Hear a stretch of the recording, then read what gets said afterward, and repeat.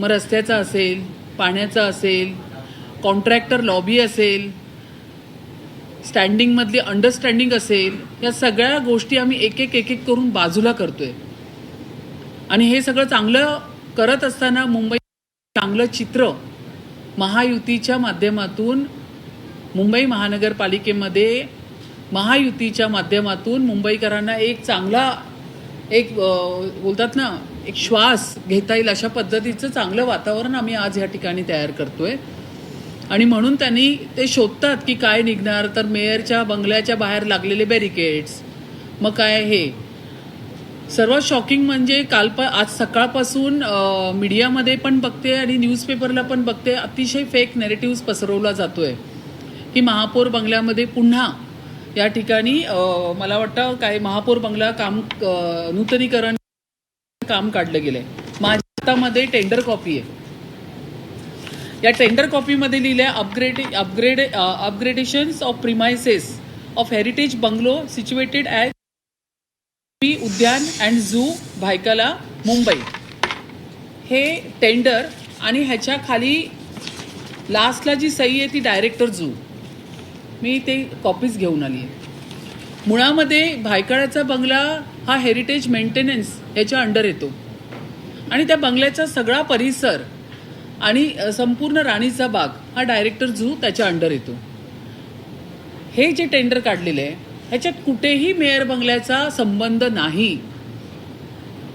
किंबहुना हा सगळा टेंडर प्रोसेस हा भायखळ्याच्या बंगल्याच्या अखत्यारीमध्ये येतच नाही.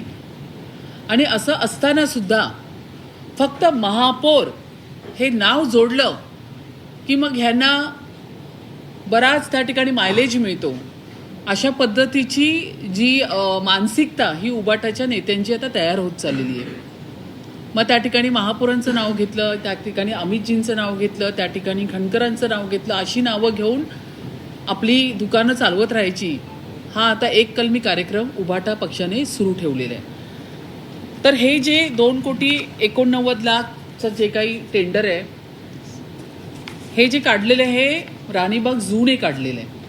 कुठेच महापौर बंगला ह्याच्यात आलेला नाही आहे. महापौर बंगला ही हेरिटेज वास्तू आहे आणि ही हेरिटेज मेंटेनन्सच्या माध्यमातून जर ह्याच्यातून प्रस्ताव असेल तर तो मेयर बंगल्याशी निगडीत आहे.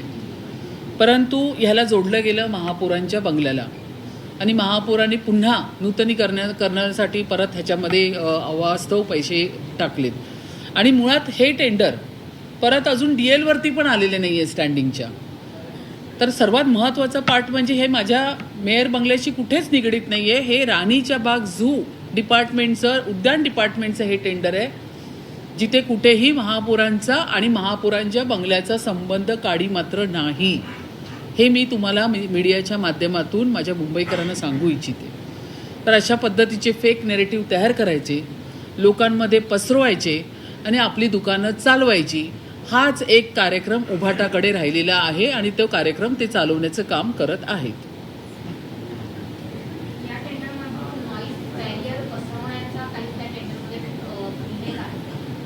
नाही, ह्याच्यामध्ये जे काही असेल नॉईस बॅरियर असतील, काही असतील, पण ते संपूर्ण महापौर बंगला हेरिटेज वास्तू सोडून बाकीचा सगळा परिसर तो महापौर बंगल्याच्या परिसरपासून अप टू झू राणीचा बाग हा सगळा त्यांचा विषय.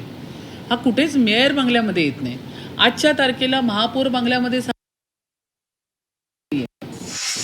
जर ते बंगल्यातलं काम असलं असतं तर मान्य, पण या ठिकाणी बंगल्याचा काडी मात्र संबंध नाही. महापौरांचा तर बोलण्याचा विषयच नाही आहे. ना महापौर बंगल्याचं काम मी कुठलं सांगितलंय, ना महापौराच्या परिसरात बंगल्याच्या परिसरातलं कुठलं काम सांगितलंय. म्हणून मुद्दामून मी या ठिकाणी ही जी टेंडरची कॉपीज तुमच्या समोर आणते आणि मी तर बोलते एक एक कॉपी घेऊन पण जा सगळ्यांनी.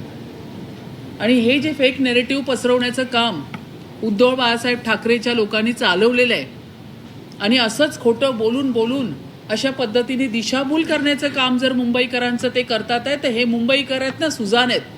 हे तुम्ही किती खोट्या गोष्टी पसरवण्याचं काम करणार, मुंबईकर हाणून पाडणार. आणि या ठिकाणी आम्ही या ठिकाणी बसलोय, या चुकीच्या गोष्टीला आम्ही इथे प्रोत्साहन